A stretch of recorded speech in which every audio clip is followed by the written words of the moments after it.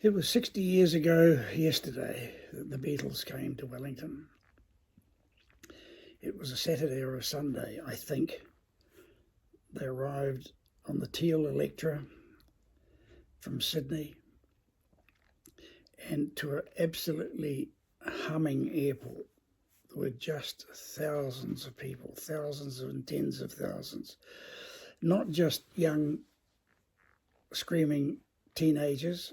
There was a lot of screaming middle-aged people, a lot of screaming older people. So it went across many generations. My role was filming, and I was filming on the back of a National Film Unit Holden station wagon with a big roof rack. And I was set up on the right-hand side of the vehicle, and I was shooting with a 16mm Arriflex ST camera, 400-foot magazine. And I think to my right, there was either Grant Foster or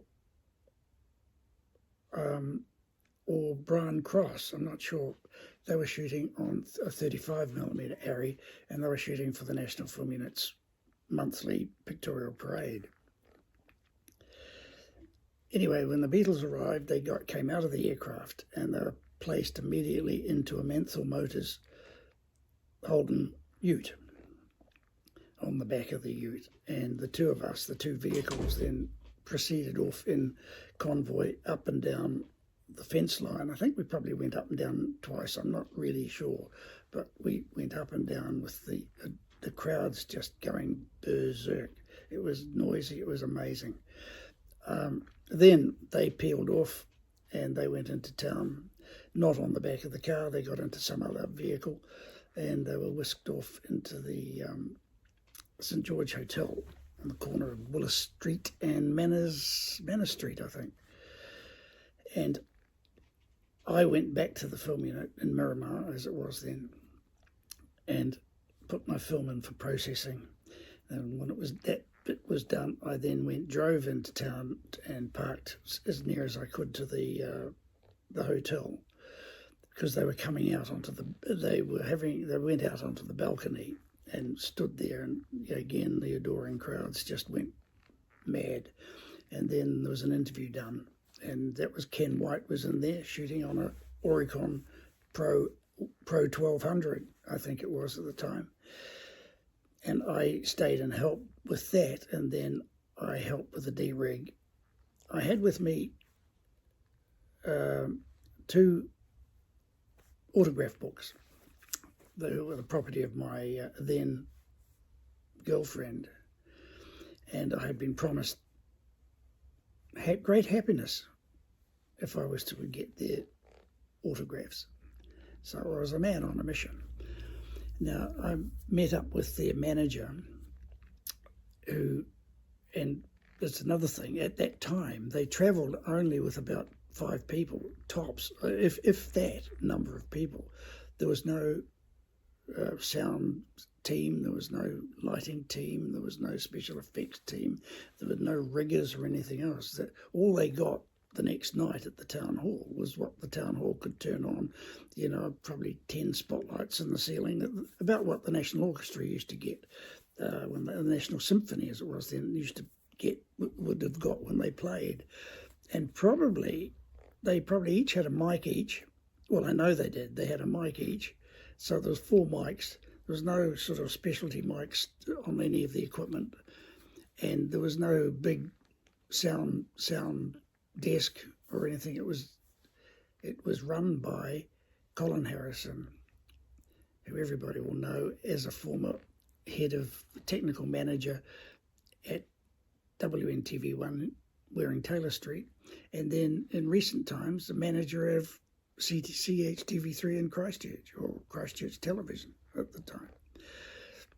So Colin used to do the town hall audio gig as a moneymaker for himself, and he used to have speakers that were probably the size of a small refrigerator, a small beer fridge, and that was it. And there was about 4 of them on the stage, 2 on each side, and that was it. That was the sound system for the Beatles, and a mic each. and but it probably didn't matter because the noise level of the crowd was phenomenal. However, coming back to the next day, I went in. I had said to the manager, "Could I have their autograph?" And he said, "I'll come back tomorrow. I'll get them tomorrow. I'll do it overnight." So I came back the next day, and again, you just walked into the hotel, and I just asked for him, and he came down from his room and said, "Oh, I got it." Yeah, he had them with him, and he said, "Hang on," and he flipped through, and he said, "Oh, I don't think they've bloody done them." So he said, "Come with me." So off we went and walked through the hotel and opened the door into a room, and there they were, the four of them, sitting on the floor, and there was no TV to watch. They were just sitting on the floor, and he just said, "Guys, this is Waynne. He was a cameraman at the airport yesterday." "Oh, Waynne, oh, Waynne." And then we chatted briefly about life. And it was one of those rooms that people of our age will remember. I think there were two beds in that room and two beds in one across the room, and that was it. There were four of them, and they had two rooms. And I think, and I mean, someone will correct me if necessary, but I think it was one of those where the toilet was down the hall, toilet and the bathroom were down the hall. It wasn't high class. Anyway, so they then signed the autographs for me, and that was great. And off I went. And later that evening, I went to the town hall again on my own. I just had no reporter and just walked into the town hall at about 10 minutes after the show started, and you could hear the screaming halfway down Jervois Quay as you were driving over the noise of the car engine. You could hear the screaming, and you got there, and I walked again. One of those things of how easy it was in those days. Parked the car right outside the town hall on the town hall footpath there. They just walked in, and there was no security, no plan. They just said, "Oh, I had the camera with me, just come to do some filming." "Oh yeah, okay," and I went.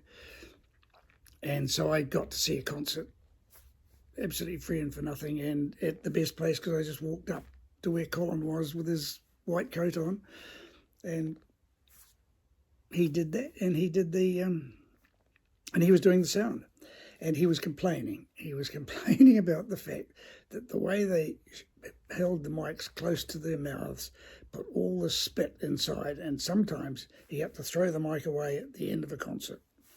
But he said, "I charged them for it. So, he was he was making money out of the Beatles.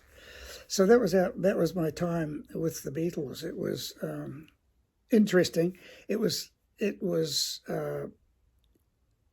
good. I mean, it was just what you did in those days. You had access to people at a far closer level than you ever do now. Nowadays, you would sit as one camera crew and amongst 10 or 20 at a press conference, and you'd have them for 10 or 15 minutes and they would go. Those days, they put aside an hour or so, and you had access. And again, like I could just go to the hotel, pick them up, to pick up my autograph books, and just wander and go with the manager into their room and chat away to them for 10 minutes and then go away with my autographs.